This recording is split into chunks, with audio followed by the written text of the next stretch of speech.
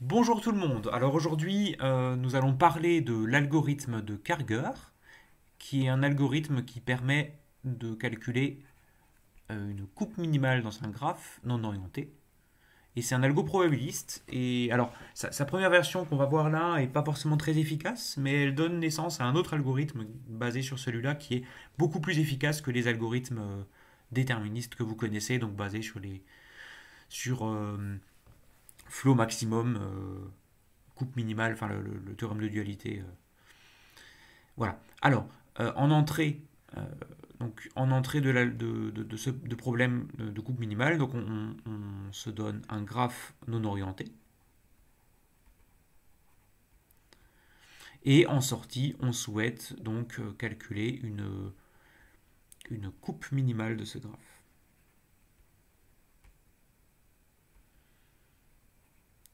Alors, par coupe minimale, j'entends le fait de séparer le graphe en deux, d'accord.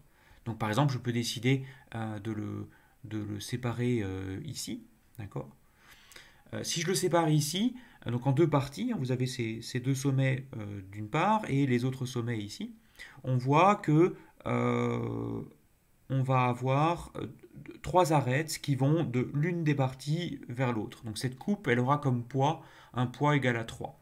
Donc cette coupe n'est pas minimale. Par exemple, je peux couper ici. D'accord. Et si je coupe ici, je sépare le graphe en deux.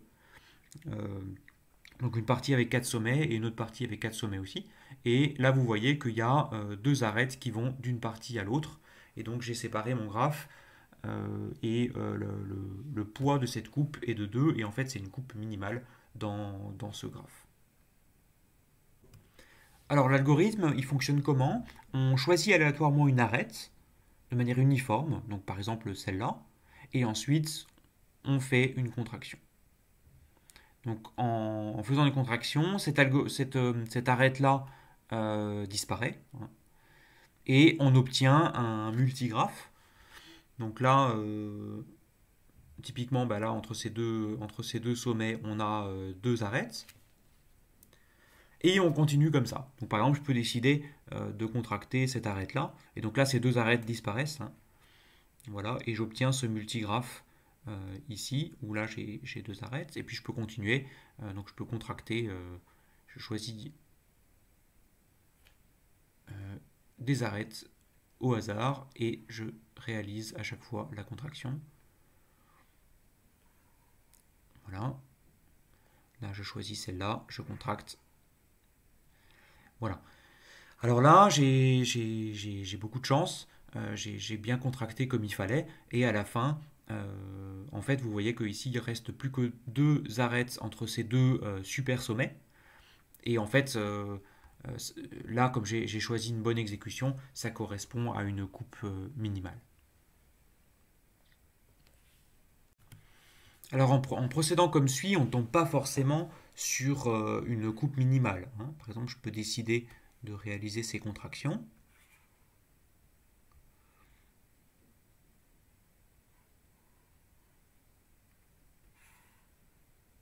Voilà. Et là, vous voyez que ça me donnerait une coupe de poids 4, hein. Alors, l'algo qu'on vient de voir donc s'écrit comme suit, hein. Il s'agit de contracter une arête jusqu'à n'avoir que deux sommets.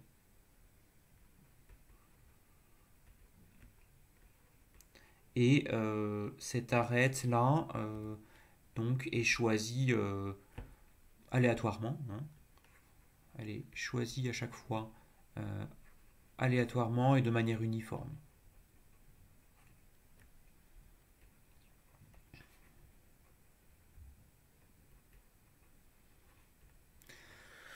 Alors, c'est important, hein. Donc, à chaque étape, en fait, on a potentiellement un multigraphe, hein. Il peut y avoir plusieurs arêtes entre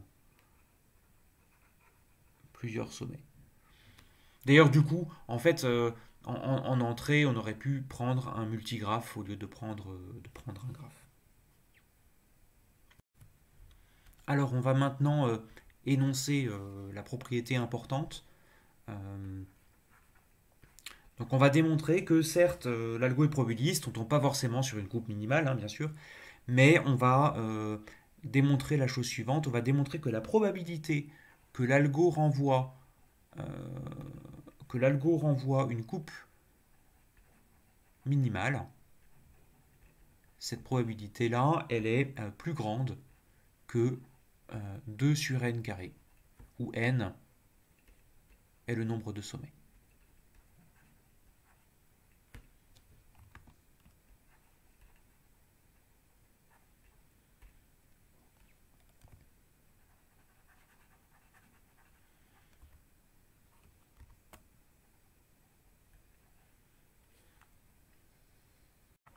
Alors c'est vachement bien parce que ça veut dire que du coup en répétant l'algorithme plusieurs fois, on va avoir de plus en plus de chances de tomber sur une coupe minimale, hein. Et de l'ordre de grandeur, si on répète quelque chose comme n carré fois l'algorithme, on va avoir une très très grande probabilité de tomber sur une coupe minimale à un moment donné. Alors on va démontrer ce théorème.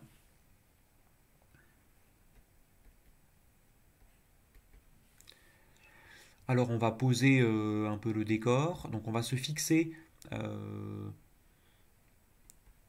petit k la taille d'une coupe minimale. Donc le nombre d'arêtes entre les deux parties, hein. Et on va aussi se fixer une C, une coupe minimale.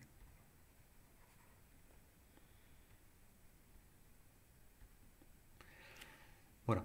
Alors, première chose à remarquer, hein, qu'on va utiliser plusieurs fois d'ailleurs dans la démonstration. Donc le graphe G donné en entrée a au moins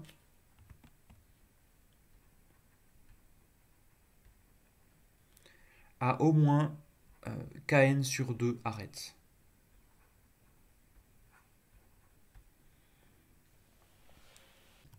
Alors pourquoi c'est le cas? C'est le cas parce que dans un graphe, et dans un multigraphe aussi, euh, la somme des, des degrés, hein, si vous sommez le nombre d'arêtes qui partent d'un certain sommet, c'est égal à 2 fois le nombre d'arêtes.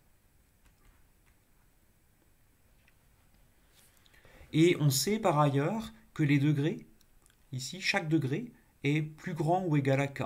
Pourquoi? Parce que si ce n'était pas le cas, on aurait un sommet, d'accord, qui serait de degré strictement plus petit que k, et donc on aurait une coupe qui serait plus petite que k, alors que, que k c'est la taille d'une coupe minimale. Et donc en lisant ça, on a donc du coup euh, deux fois le nombre d'arêtes qui est plus petit que le nombre de sommets fois k, et donc on a bien ce fait ici.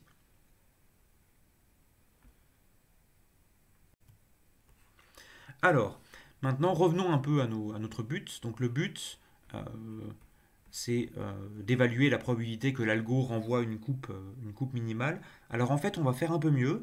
On va minorer le fait que l'algo retourne exactement la coupe C. Donc on va minorer la probabilité que l'algo renvoie, renvoie C. Alors, l'algo renvoie C quand? Ben, il renvoie C quand il choisit jamais une arête. Donc ça, c'est égal à la probabilité, hein, que l'algo ne choisit jamais, une arête,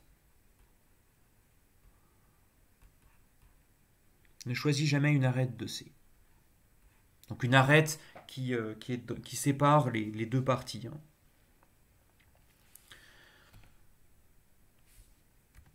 Alors, euh, du coup, ça va s'écrire comme je vais noter l'événement, le fait que l'algo choisit pas à l'étape numéro i une arête dans C, d'accord? Donc je vais noter l'événement EI, c'est l'événement qui dit que l'algo ne choisit pas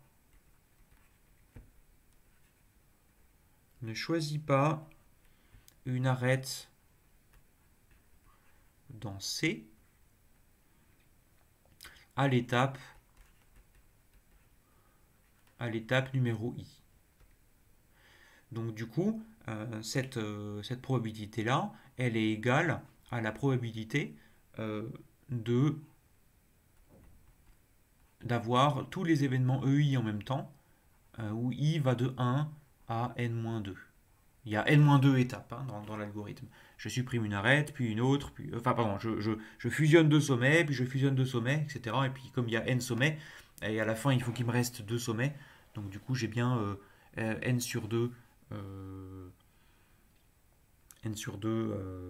étapes.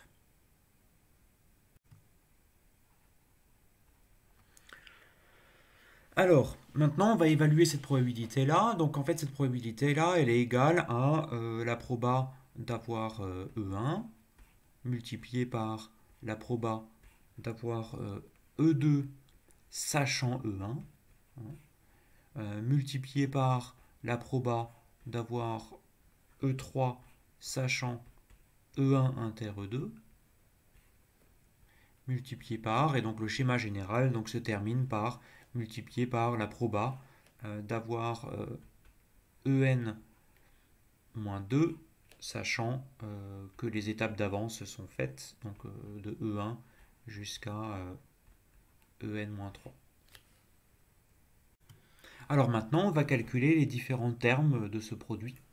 Donc on va commencer par la probabilité de E1. Alors la probabilité de E1 est égale à 1 moins la probabilité que l'algo effectivement choisisse une arête de C à l'étape 1. Donc la probabilité que l'algo choisit une arête de C. Alors maintenant, regardons cette probabilité-là. Donc on sait qu'il y a au moins K sur N divisé par 2 arêtes. Donc du coup, cette probabilité-là, elle va être plus petite que K divisé par le minorant du nombre d'arêtes, donc NK divisé par 2. Et donc là, en lisant, en simplifiant, j'ai bien c'est plus petit que 2 divisé par N. Et donc, retour à la probabilité E1. Donc cette probabilité-là, elle est plus grande que 1 moins 2N. Alors maintenant, évaluons la probabilité de E2 sachant E1. Donc on va supposons que E1 ait eu lieu. Donc ça veut dire que à l'étape numéro 1, ce n'est pas une arête de la coupe minimale C qui a été supprimée. Donc du coup, la propriété en question sur le nombre d'arêtes, elle est toujours d'actualité. Donc on va avoir le fait qu'il y a au moins K, alors il y a un sommet de moins, Kn sur 2 arêtes dans le graphe. Donc cette propriété-là va toujours être vraie parce qu'on n'a pas pris une arête de C. Donc du coup, de la même façon, en faisant le calcul pour E2, sachant que E1 a eu lieu, la probabilité que E2, sachant que E1, de la même manière, va être égale à 1 moins la probabilité que l'algo choisisse une arête C à l'étape numéro 2, d'accord, sachant qu'il n'y a pas d'arête de C qui a été pris à l'étape numéro 1. Et donc cette probabilité-là va être plus petite que tout pareil, sauf qu'à la place de n, on va avoir n-1. Et donc cette probabilité-là est plus grande, d'accord, que 1 moins 1 moins 2 sur n-1.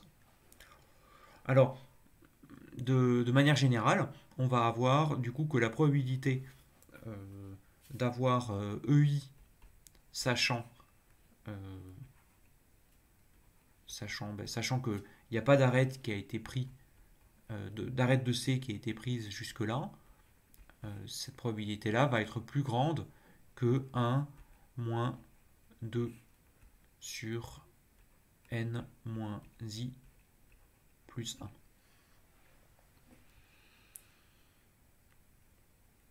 Et donc, du coup, on va avoir la probabilité qu'on cherchait, hein, donc qui est la probabilité euh, que cette probabilité-là, du fait d'avoir les EI tous en même temps, c'est-à-dire que l'algo ne choisit pas des arêtes de C, cette probabilité-là va être plus grande que les produits de ces termes-là. Donc le produit allant de 1 jusqu'à n-2 des 1 moins n-i. Et donc là, c'est des maths. Ce produit-là, il est égal à 2 sur n multiplié par n-1. Et donc cette probabilité-là est bien plus grande que 2 sur n carré.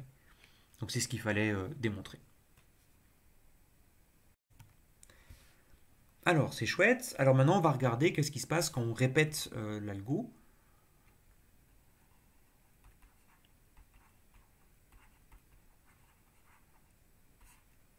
Alors quand on répète l'algo, donc d'une part on sait que donc la proba que l'algo euh, ne renvoie pas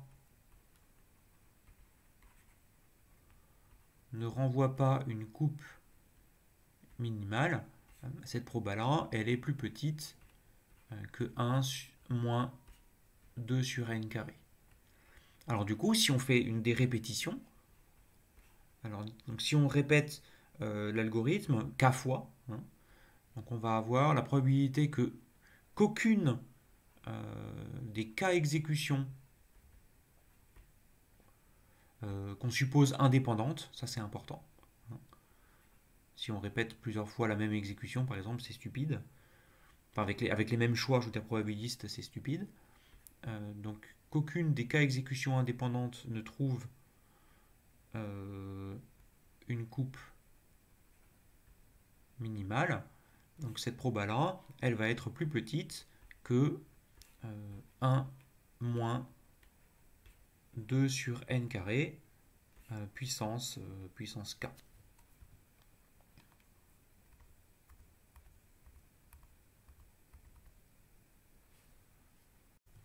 Donc là, je suppose les exécutions indépendantes, hein, c'est pour ça que j'ai pu faire le produit. Alors, du coup, par exemple, vous voyez que pour k, pour la valeur k égale à rien que n carré sur 2, hein, on va avoir ici cette quantité qui va être plus petite que 1 sur e. Hein, donc cette proba, elle est déjà plus petite que 1 sur e.